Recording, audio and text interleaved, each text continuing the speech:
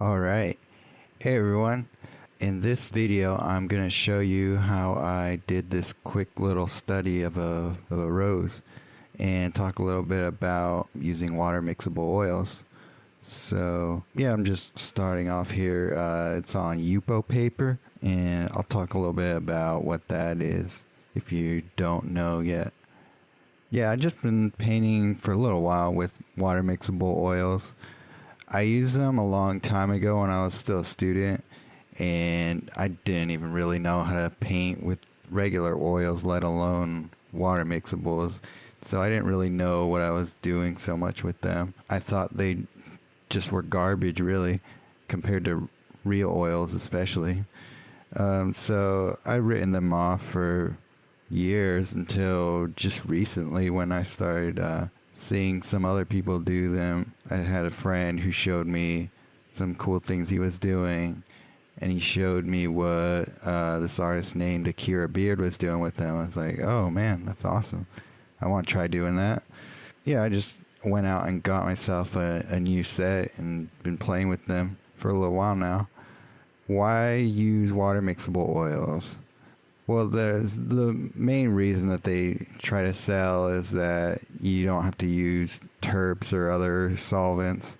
A lot of people are sensitive to that, but that's not really an issue for me. I'm fortunately able to work with solvents, so that wasn't really why. Well, first off, they're water mixable oils, but they really handle like a water media. And you're better off using them like they are water media instead of trying to make them act like oils. If you're coming from traditional oils and never use water mixable oils and you try to use them exactly the same way, you're not going to like them. That's basically what happened with me. So what made me want to use them again? Well, I was interested in the possibility of having watercolor like styles and oil styles in the same painting, like having a nice like watercolor style wash and impasto brushwork. That was something that sounded really cool and it looked really cool. That's part of the reason people use acrylics, I think, and there are some specific advantages to using water mixable oils over acrylics. So compared to traditional oils, I mean, there's no real substitute for traditional oils. There just isn't.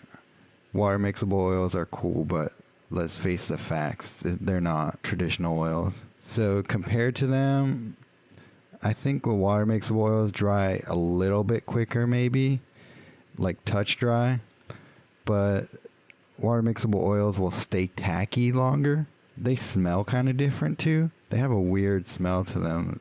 It's not like bad or unpleasant, it's just different. They're kind of stiffer and gummier sometimes, especially if you don't use any medium with them. They're not quite as buttery as traditional oils. Let's see, I'll compare it to a couple of other mediums. They're actually kind of similar to gouache when you thin them out with water. They have this sort of translucency to them, but gouache has like a higher pigment load to them, at least in what I've seen. The thing about gouache though is you can't do impasto brushwork like that thick kind of style. If you do that with gouache, it'll crack. So that's one advantage. Compared to acrylic, I'd say they're the most similar to acrylic in terms of handling. Like when you thin them both out with water, they kind of act the same way. They have a similar feel when you stroke the canvas. They kind of have a similar way they come off the brush. Acrylic is, since it dries so quickly, it doesn't quite have the reach that oils do. They also have sort of a semi-translucent look, especially when they're dried. They kind of look sort of similar. Except water mixable oils, because it's oil, it doesn't have like that plasticky feeling that acrylic does. Acrylic, I think, has a stronger covering power, especially in large doses. Acrylic has that thing where it dries almost instantly. As soon as it's dry, it's done, which is why most oil painters get tired of acrylic really quickly. So you don't have to worry about that with water mixable oils. They're oils, so they don't air dry. Compared to watercolor, I mean, you can see that from the demo that they don't really work very much like watercolor, at least their look to them. Depending on the type of paper you use, you can make some pretty nice washes with it.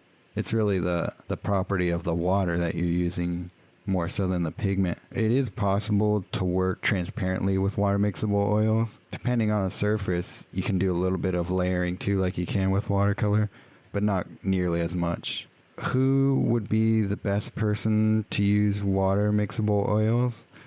I think, aside from people who can't use traditional oils because they can't handle the solvents, I think people who want to use acrylics but want to use them like oils, I think they're the people who would most like them. Like people who use acrylics, try to use them like oil and are frustrated that they dry so quickly on them, and they want to do like oil effects with acrylic, they would be much better off with water mixable oils. Also, people who like using a lot of different media, or they use mixed media in their pieces too, I think water mixable oil is great for that because it's a water media, so it mixes with a lot of different other types of paint aside from acrylic. But you can still use them on top of acrylics. But yeah, they're like their own separate medium. So as long as you treat them that way and don't have in your mind that they're oils, so they have to work like traditional oils, as long as you can separate that from your conception, then I think you can like them. I think they can be really interesting for you. So brands to buy and brands to stay away from. I've been using Holbein. I really like them. I think they're very similar in feel to the Holbein, the regular Holbein oils. They're pretty comparable to that. The two brands I would absolutely stay away from are Winsor Newton Artisans and Grumbacher Max. Those are the kinds that I used when I was in school, and I just hated them. They are not a very cooperative paint. They're just not up to professional quality. It's too bad that they're all over the place, though. Every art store carries them, and they're like the worst brands. If you're gonna do it, just buy the Holbeins. You can find those just about everywhere too. I've heard of Cobras, and I've never tried them. I can only find them mail order, so I haven't tried those yet, but I hear they're pretty good. And Daniel Smith just came out with the brand very recently, and I might try those out too. Brushes, I tried out all types of brushes with them. The brushes that I'm using mostly in this video are my Rosemary & Co. Mongoose hair brushes, and they're pretty good, especially when you use them with the linseed oil medium, the one that's specifically designed for water mixable oils. I would use those. I like Rosemary & Co. ivory brushes too. They're like a stiff synthetic. They're one of my favorite brushes for every kind of medium, so I would use that. If you're planning on using it like a watercolor style, brushes that work well with watercolor work pretty well with the water mixable oils, so try those. A really good thing to buy also are a good brush cleaner like the one that Winsor Newton makes, the Brush Restore. It's kind of expensive, but it's worth it if it saves your brushes. And also I like the Righteous and Linseed soap for just like regular cleaning your brushes and all that. Yeah, that'll get you started. You can play around with other things once you get going.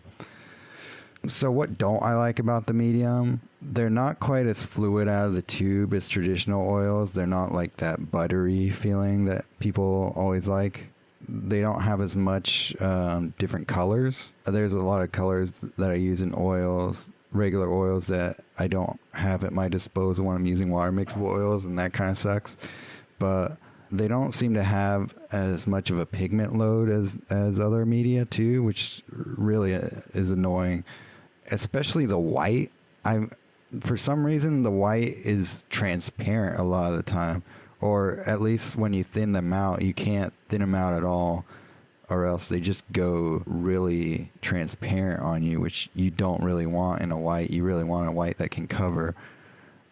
And I still haven't found a good opaque white that I like. So if somebody could tell me a brand of white that they really like, I would really appreciate that. Also, they're kind of harsh on brushes. They're kind of hard to clean too, especially when they dry. Those are the main things that really concern me. I'm not totally sure about the permanence of them compared to regular oils. I haven't done a whole lot of research on that, so I would, if you're that concerned about that, if you're planning on doing gallery work with the water mixable oils, I would at least look it up. These are just been studies for me, so I haven't really bothered to look up all that. So yeah, I'll let you do your homework on that one. I tried a lot of different canvases and surfaces to paint on, and what I was using here is Yupo paper, which is actually a really thin sheet of polypropylene plastic, and it's got like a card paper backing to it. It's really, really smooth and really super easy to wipe off too. So if you like to really change things a lot around in your painting, you can do that really easily with this stuff. It's kind of like painting, well, it's really a lot like painting on Mylar, if you've ever done that. It's very forgiving of mistakes, and at the same time, you got to be really careful with it, because if you mess up on it or do something to it, it wipes off super easy. So just be mindful of that. But it's cool also if you like to do things like wipe out kind of paintings, where you put paint on and wipe it off and get different effects in that way. I didn't do it so much in this painting, but you can. Yeah, it's kind of a fun surface. It's very unpredictable and really super slick. So if you like painting on that sort of thing, you might like it. Otherwise, if you just want to try out this medium without adding that extra bit of complication, just use regular canvas, linen, or whatever. So I'm getting close to finishing this little demo here. It's nothing spectacular. If you want to see one really fleshed out, I did a 3-hour portrait study of a girl that you can check out on my blog.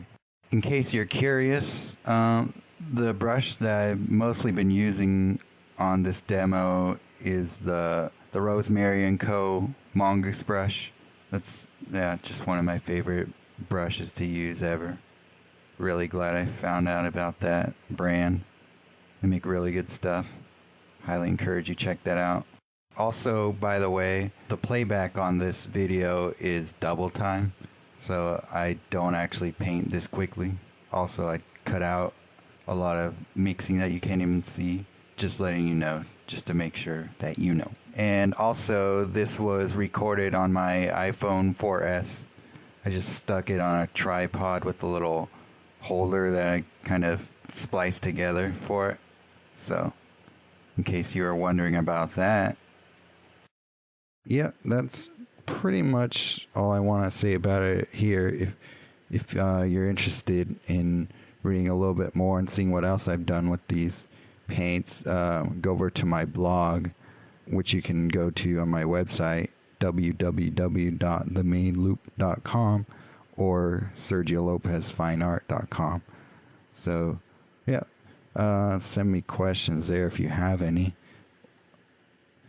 Thanks for watching.